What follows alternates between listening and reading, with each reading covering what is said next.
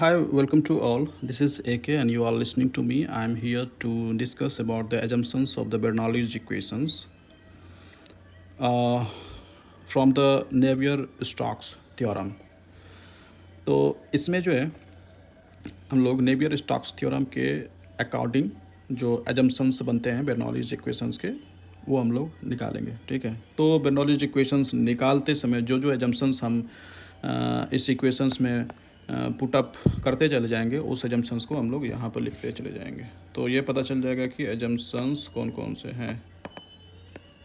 First of all जो है ये हम एक फ्लूइड फ्लोइंग का डायरेक्शन दिखा देते हैं आपको। ये है आपको स्ट्रीम लाइन, ये 1 और ये सेक्शन 1 सेक्शन 2 और ये डेटम लाइन है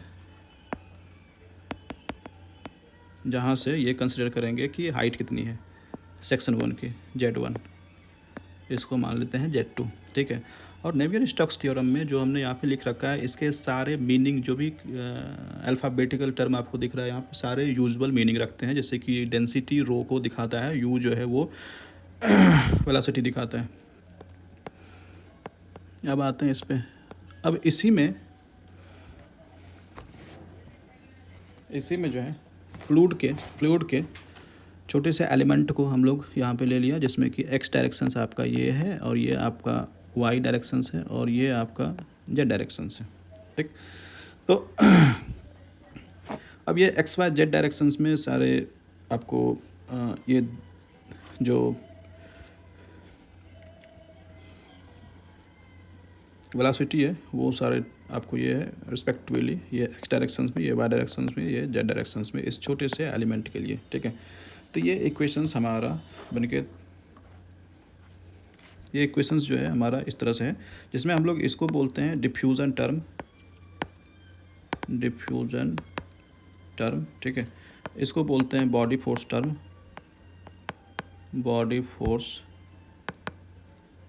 इसको बोलते हैं प्रेशर ग्रेडियंट। ठीक, इसको बोलते हैं टोटल डेरिवेटिव, जिसमें इसको कहते हैं कन्वेक्टिव एक्सेलरेशन टर्म, इसको बोलते हैं लोकल एक्सेलरेशन टर्म। ठीक है, तो ये सारा चीज़ें हैं। अब इसको इरेज कर देते हैं। यूजुअली इसका यहाँ पे कोई काम नहीं है, बस ये दिखाना था आपको कि ये सारी चीज़ें होती है।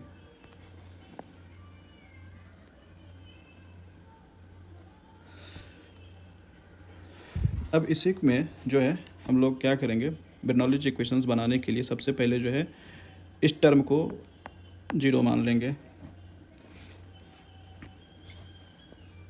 ठीक, और इस टर्म को भी 0 मान लेंगे और इस टर्म को भी 0 मान लेंगे। कौन कौन सा 0 होगा?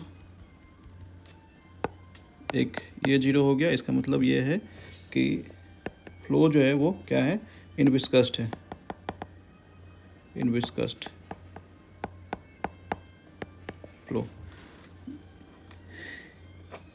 ये जो है इसको भी हमने 0 मान रखा, तो इसका मतलब है कि स्टडी स्टेट फ्लो हो रहा है। ठीक है, तीसरे नंबर में हम इस बर्नौली इक्वेशंस को बनाने के लिए ये जो रो है इसको बाहर निकालेंगे। इसका मतलब ये है कि रो को हमने कांस्टेंट मान रखा है, तो ये क्या हो जाएगा, इनकम्प्रेसिबल। ठीक है, तो अब जो नई इक्वेशंस हमारी बन के आई, इतना जो हमने एजम्पशंस ले रखा, तो नई टर्म क्या हो जाएगी। अच्छा, एक और चीज़ कि इसको भी हम लोग अभी इग्नोर कर देंगे। ठीक है, इसको इग्नोर करने से हमें बर्नौली इक्वेशंस मिल पाएगी, अदरवाइज थोड़ा मिलना मुश्किल। तो फ्लो जो है वो क्या है, 2D फ्लो है, 3D फ्लो नहीं है। अब जो नई इक्वेशंस हमारी जो बन के आई वो क्या बन के आई, u डॉ rho upon dx plus v डॉ rho u upon dy is equals to minus dp upon dx plus rho g x। ठीक है, तो अब आप जानते हैं कि x के डायरेक्शंस में ग्रेविटी होती नहीं है, तो ये भी टर्म आपका 0 हो गया। अब जो है ये आप जानते हैं कि यदि स्ट्रीमलाइन इक्वेशंस स्ट्रीमलाइन इक्वेशंस पर हम यदि फ्लूइड फ्लोइंग का एलिमेंट ले रहे हैं तो फ्लूइड जो है वो एक स्ट्रीमलाइन पर एलिमेंट जो फ्लूइड स्ट्रीमलाइन पे बहती चली जा रही है, तो उसका भी इक्वेशंस हम लोग यहाँ लिखेंगे। वो इक्वेशंस ये है आपका u dy is equals to b d x. ये स्ट्रीमलाइन इक्वेशन है, स्ट्रीम लाइन इक्वेशन, करेक्ट है। तो स्ट्रीमलाइन इक्वेशंस में आप देखेंगे कि u dy is equals to v dx। यहाँ पर जो है इसी चीज़ का, इसी इक्वेशंस का हम लोग यूज कर लेंगे यहाँ पे। सबसे पहले तो रो बाहर निकालिए,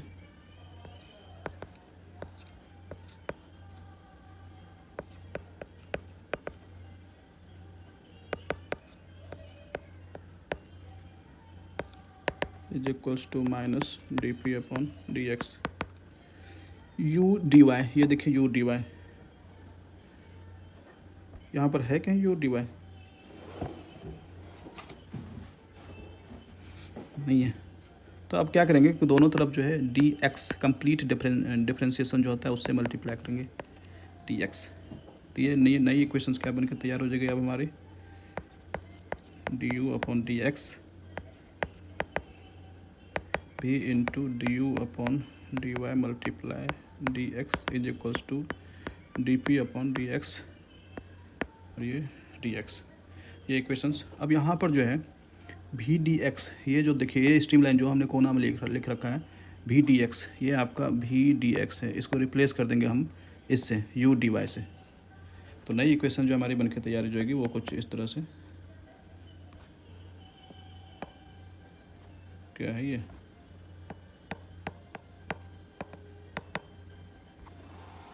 भी और डी एक्स,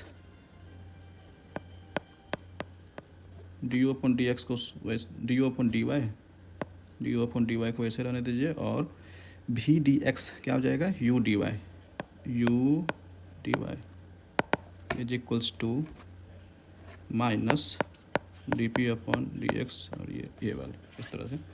और हम लोग एक कैलकुलेशंस में हम लोग कैलकुलस मैथमेटिक्स में हम लोग इस चीज़ को जानते हैं कि complete differentiation of u is equals to, हम लोग इसको ऐसे लिख सकते हैं पार्शियल डेरिवेशंस के टर्म में, ये ऐसे करके लिख सकते हैं। तो इसका मतलब है कि ये जो टर्म है वो रिड्यूस हो जाएगी, वो क्या हो जाएगा, u तो पहले से ऑलरेडी दोनों में कॉमन है तो बाहर निकला हुआ है वो, और आपका ये हो गया ये इस तरह से is equals to minus D P upon D x, ये डी एक्स, ठीक है। तो ये इक्वेशन आपका एक निकल गया। सिमिलरली हम लोग for momentum equations y directions के लिए, वाई डायरेक्शंस में जो मोमेंटम इक्वेशंस होता है, मोमेंटम इक्वेशन, उसको हम लोग देखेंगे। तो इक्वेशंस वही सेम चीज़ें चली आएगी, डी ये रो और यहाँ पे क्या हो जाएगा,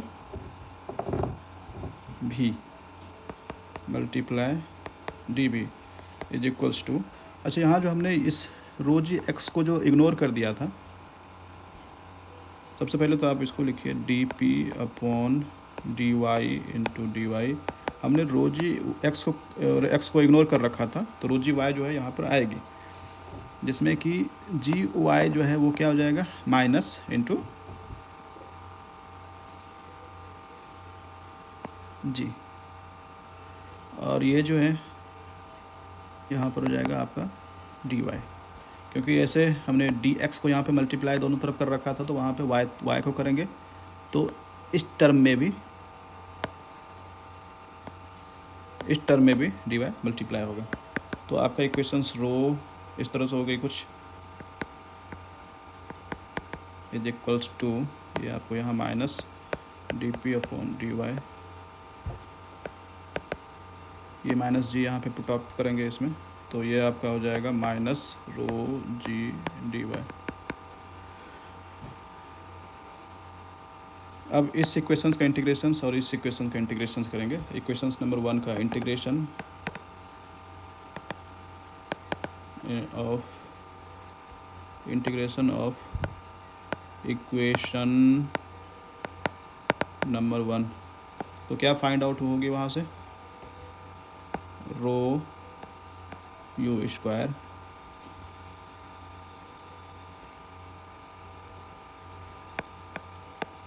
ये 1 से 2 is equals to D P upon D x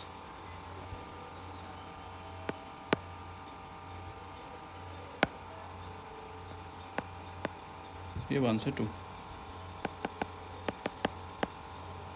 ये हो जाएगा आपको 2 square minus U 1 square by 2 is equals to minus D P upon D x ये 1 and 2।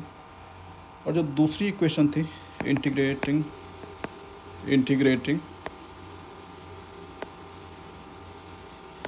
द इक्वेशन नंबर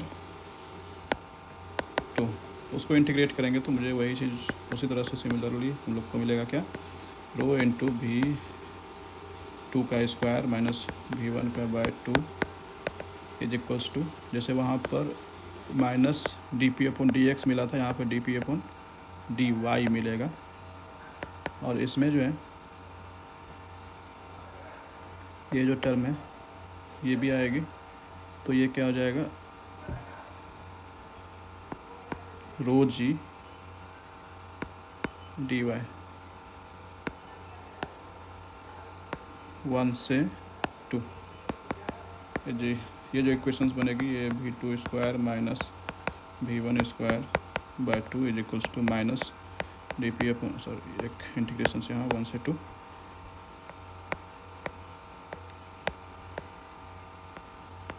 ये क्या हो जाएगा आपका, यहाँ पे माइनस था वहाँ पे, और ये क्या बन जाएगा, रो जी Z2 minus Z1, equation number ये 2 हो गया। इसको A मान लीजिए और इसको B मान लीजिए। A और B दोनों को ऐड कर दीजिए,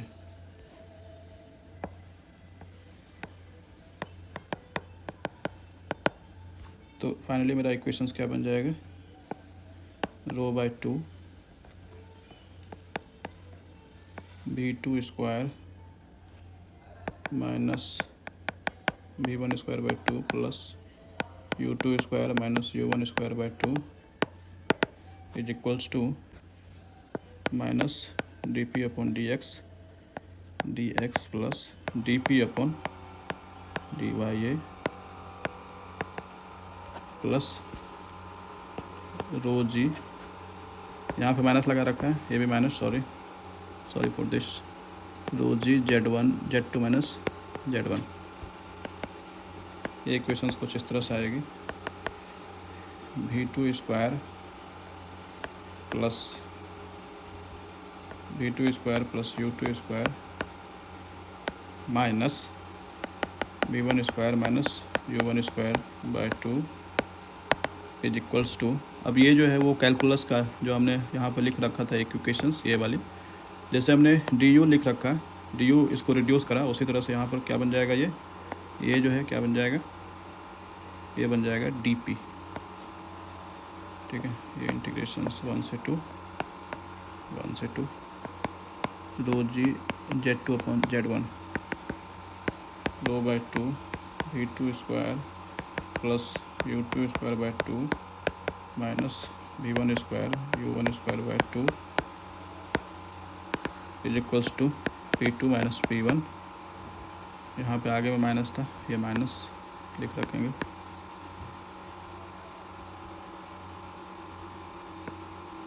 ये माइनस माइनस रो जी Z2 माइनस Z1। अब ये जो आपका टर्म है, ये जो टर्म है ये यहाँ पर प्लस हो जाएगा, ये यहाँ पर प्लस, ये जो आपका टर्म है, ये टर्म और ये टर्म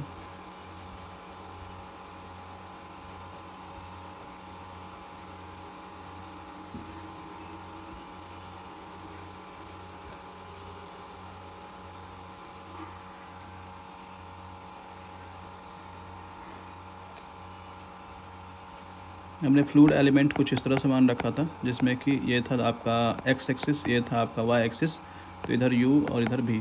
तो जेड डायरेक्शंस में जो इसका यदि जो रिजल्टेंट निकलेगा कुछ इस तरह से निकलेगा, यू स्क्वायर प्लस भी स्क्वायर इज इक्वल्स टू, एक रिजल्टेंट जो है मान लेते हैं कि यू है, तो ये स्क्वायर हो जाएगी।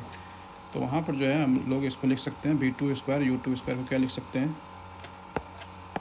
रो बाय 2 u2 स्क्वायर, ठीक है, इसको minus u1 square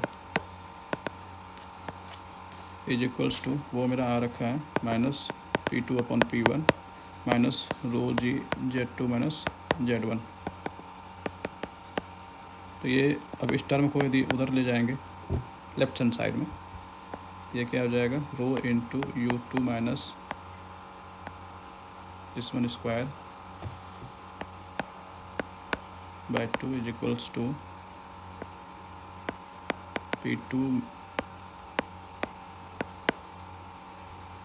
p2 minus p1 plus rho ji z2 minus z1 is equals to 0। तो इसका मतलब ये हुआ, इस इक्वेशन से मुझे ये मिल गया कि rho u 1 square by 2 plus p1 plus rho g z1 जो है वो कांस्टेंट होगा, और सिमिलरली इसी तरह से rho u2 square by 2 plus p2 rho ji z2 is equals to constant same आएगा। इसका मतलब है कि किसी भी पॉइंट के लिए ये इक्वेशंस बन सकती है, मतलब कि rho u square by 2 plus p plus rho g z जो है वो ऑलवेज कांस्टेंट होगा किसी भी पॉइंट पर, ठीक है। ये फ्लूइड जो है यदि ऐसे करके फ्लोइंग हो रहा है तो point number 1, point number 2, point number 3, point number 4 यदि ऐसे कंसिडर करते हैं तो किसी भी पॉइंट के लिए ये जो टर्मिनोलॉजी है, ये टर्म सबका वैल्यू जो है यदि हम समेशंस करेंगे तो वो क्या आएगा, कांस्टेंट आएगी। तो अब इस इक्वेशंस में हम लोगों ने जो एजम्पशंस मान रखा था वो क्या क्या था, पहले तो इतना ये सारी चीज़ें हो गई, 2D इक्वेशंस है और स्टडी स्टेट फ्लो है, इसके बाद फिर इनविस्कस्ड है, और ये जो हमने स्ट्रीम लाइन इक्वेशंस मान रखा था तो फ्लूइड जो है flow along with stream line, ये भी इसका एजम्पशंस हो गया। और इसमें जो है किसी तरह का हीट जनरेशंस नहीं है, तो हम लोग लिखेंगे नो हीट जनरेशन, भी इसका ये हो गया, एजम्पशंस हो गया। अच्छा, इसमें जो है यहाँ पर ये जो है आपका क्रॉस सेक्शनल और ये जो है आपका क्रॉस सेक्शनल, यहाँ पर जो वेलोसिटी प्रोफाइल है, वेलोसिटी प्रोफाइल जैसे हम लोग पाइप में इस तरह से मानते हैं, कुछ ऐसा होता है, ठीक है। तो हमने जो यहाँ पर जो रिजल्टेंट निकाला था, ये जो रिजल्टेंट निकाला था, ये वाला रिजल्टेंट, वो ये मान के निकाला था ना कि u और v ये जो है वो मीन वेलोसिटी प्रोफाइल है इस तरह से, ठीक है। जो प्रोफाइल मेरा बन रहा है वो कुछ ऐसा नहीं बन रहा है, वो कैसा बन रहा है, ऐसा बन रहा है इस तरह से। तो इसीलिए जो है वेलोसिटी प्रोफाइल वो क्या है, यूनिफॉर्म, वो पैराबोलिक नहीं है। वेलोसिटी प्रोफाइल डिस्ट्रीब्यूशन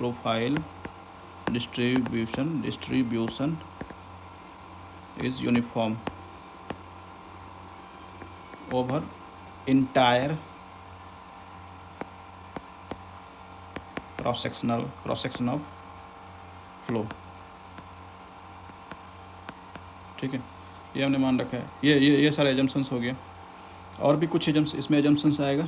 इसमें एक एजम्पशंस और है कि यूनिफॉर्म, ये जो वेलोसिटी है वो यूनिफॉर्म होगी, वेलोसिटी जो है जो वो यूनिफॉर्म होगी। ये यूनिफॉर्म होने का हम लोगों ने कहीं भी ऐसा नहीं देखा कि यूनिफॉर्म मान रखा, यूनिफॉर्म मान रखने से जो है बर्नौली इक्वेशंस निकला है। इसका मतलब है कि ये आपका एजम्पशंस ऐड नहीं होगा। इसके बाद कुछ कहीं जगह लिखा हुआ ये रहता है कि फ्लो जो है आपका इरोटेशनल है। तो हमने कुछ भी ऐसा नहीं देखा कि Z2 जो है is equals to 1/2 is equals to dv upon dx minus du upon dx, वो जीरो हो गया, ऐसा हमने नहीं देखा। तो इसीलिए जो है वो फ्लो जो है वो रोटेशनल भी कह सकते हैं, ऐसा नहीं है। तो ये सारे एजम्पशंस हैं, है ना, और ये एजम्पशंस आपका नहीं है। तो ये हो गया आपका पूरे बर्नौलीज थ्योरम का कितने सारे कौन कौन से एजम्पशंस हैं वो। होप कि आपको बहुत अच्छा समझ में आया होगा। हमने बहुत अच्छा क्लैरिफाई करा होगा सारे एजम्पशंस को during the derivations of this equations, Bernoulli's equations from the Navier-Stokes theorem. यदि हम आयलर से करते हैं तो शायद ये नहीं आती, इस तरह के इक्वेशंस, इस तरह के एजम्पशंस नहीं आती। तो थैंक यू।